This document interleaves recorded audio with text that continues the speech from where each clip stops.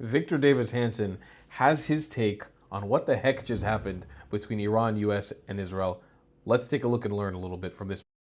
Hello, this is Victor Davis Hanson for the Daily Signal. What will be the reaction here and abroad in the coming days and weeks to the June 21st Saturday night destruction for all practical purposes of the Iranian nuclear program by the United States as ordered by President Donald Trump?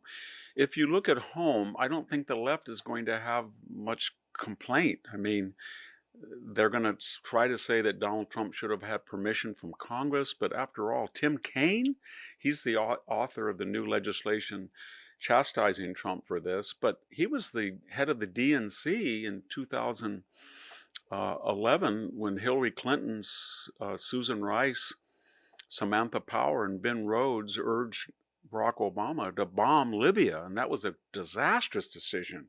And there was no congressional authority to grant that. Gaddafi was in the middle of a reform with his children, and we got rid of them, and then we were bombing them on and off for the next 5 years. The last thing that Barack Obama did in office, remember this, on January 19th of 2007, he ordered B-2 bombers, just like we saw, all the way over to Libya to bomb Libya. There wasn't anybody in the Democratic Party that tried to stop that or said that it was unconstitutional. So the left has no history of consistency, no logic, no morality on this. And privately, they understand they had no solution to force Iran to give up this bomb. After all, Donald Trump came in January, and all of a sudden he was told they almost have a bomb. And his first reaction was, well, what did Biden do? Why did he lift the sanction? Why did he give them $100 billion in new revenue? So the left is going to be inert and quiet, I think. How about the MAGA right? Everybody says the MAGA right's going to defect. Stephen Bannon, Tucker Carlson, Candace Owens, everybody's upset. Rand Paul. They have concerns that this America First MAGA agenda does not want to get into optional wars in the Middle East. But this is not a 1991 preliminary to an invasion, 2003 preliminary to invasion, 2011 preliminary to Gaddafi regime change. This was a designated finite act. And now it's over with, and it's up to Iran to do what it wants. It can either negotiate and become a peaceful presence with peaceful nuclear power, or it can continue its terror, but it has no terrorist appendages to hurt us, really. And we'll see. But even Tucker Carlson, remember, quite logically said when he had that fiery exchange with Ted Cruz, he said, if I had known that Iran wanted to kill Donald Trump, I would want somebody to order to bomb Iran. Well, we now know that the terrorist that was planning to kill Trump is being tried in absentia. He's in Iran. It's not in doubt. And so we bombed Iran. And where would anybody go? I'm a MAGA supporter. If I was vehemently opposed to this one-off strike, I'd say, well, how about illegal immigration? It doesn't exist anymore. Look at the border. Look at all of these things that Donald Trump has done, like with the universities, with the tax relief.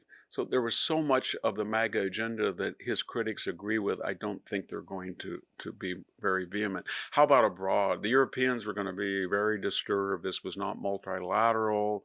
The UN wasn't involved. And I can guarantee you they're calling Donald Trump up right now and saying, thank God you did this, because we were much closer to Iran than you were. And we were very worried about this crazy regime, according to the Israelis, days away from obtaining a nuclear weapon. How about the Arab world? The Arab world, before this attack, was angry at Israel. Remember, they said the Zionists should not have had a preliminary preemptive war. This was wrong. It's disruptive. And they had a point. They ship oil out of the Straits of Hormuz.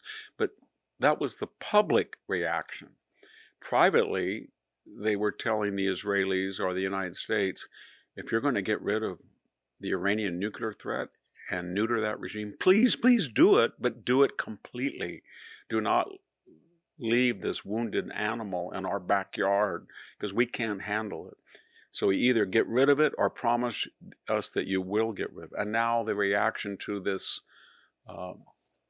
destruction, especially at Fordo, is typical.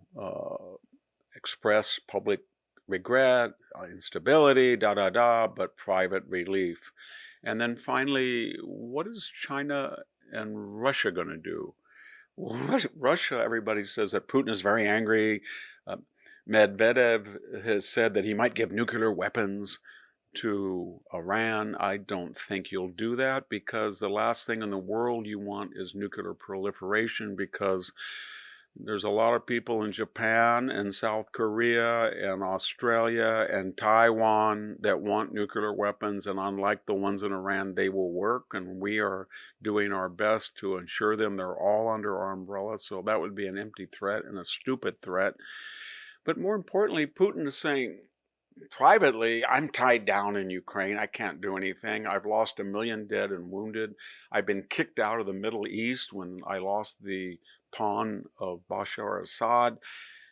But the fact there's turmoil in the Middle East and the price of oil will go up benefits me, because I'm broke, and this will be very good for my war machine. As far as China goes, China's got the opposite reaction in one way, but it's similar. I don't want to get involved. Until all this happened, we bought 90% of Iranian oil. I want that oil on the market. And we bought 50% of the oil that left the Straits of Hormuz. I don't like what happened. But on the other hand, I think that Trump is a little bit too volatile and is a little bit too uncertain and is a little bit too fluid for me. So I'm going to quiet down and make sure that stability returns to the region and we get our oil. And that finally, that dittos Putin as well. Putin is going to say to everyone, there was a reason, everyone in his circle, there was a reason that I went in under George Bush into Georgia and Ossetia when he was wounded from Iran. There was a reason I went in Barack Obama. Remember the hot mic deal in Seoul? Give me some space, Putin, and this is my last election, and I'll dismantle missile defense. That's when I went into the Donbass and Crimea. There was a reason, once I saw what happened in Afghanistan, why I went in during the Biden administration, back in and tried to take Kiev. I didn't go in during the Trump administration, and I don't want to do anything like that again either during the second Trump. He's just too unpredictable. Bottom line, all the critics here and abroad, they're going to be loud, but I don't think they're going to have any consequence. Thank you very much. This is Victor Davis Hanson for the Daily Signal. They're going to be loud, they're going to grift, they're going to try to get you onto their side, but at the end of the day, they don't mean any of it, and they're not knowledgeable on the subject. I couldn't agree more with the fact that the Arabs behind closed doors are praising us, are praising America and Israel, but we left an open wound. We left an open wound, and it's not right.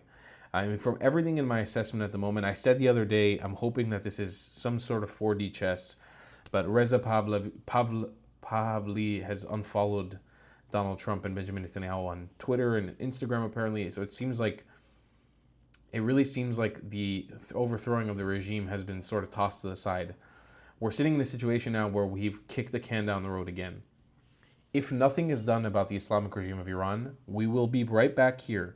There will be another October 7th style attack on Israel. There will be another war with Iran. We'll be right back here in a few years. Mark my words. Few years' time, we'll be right back here. And then what? And then what? We need to all think about this. Is this the future we want to live? Continuously recycling the same bullshit over and over again? You know, I'm not sure how we coax the Islamic regime of Iran into an Abraham Accords-like agreement, how we get them to normalize. I'm just not sure how it's done. I'll see you guys in the next one. I love you long time. Goodbye, Clads. If you believe in my content and want to support me, just know your help is needed. There's a bunch of great ways to support me, being PayPal, Buy Me a Coffee, or joining my Patreon community down below. Patreon is the best way to support my channel, and you'll get a bunch of cool perks depending on what tier you join. Another great way to support me is by buying my merchandise on thetravelingclat.com. I regularly drop new merch designs like this beautiful hat, or this amazing shirt, where you can support the channel and get something cool for yourself. I also have an amazing Discord community with people from all over the world. Thank you so much for your support.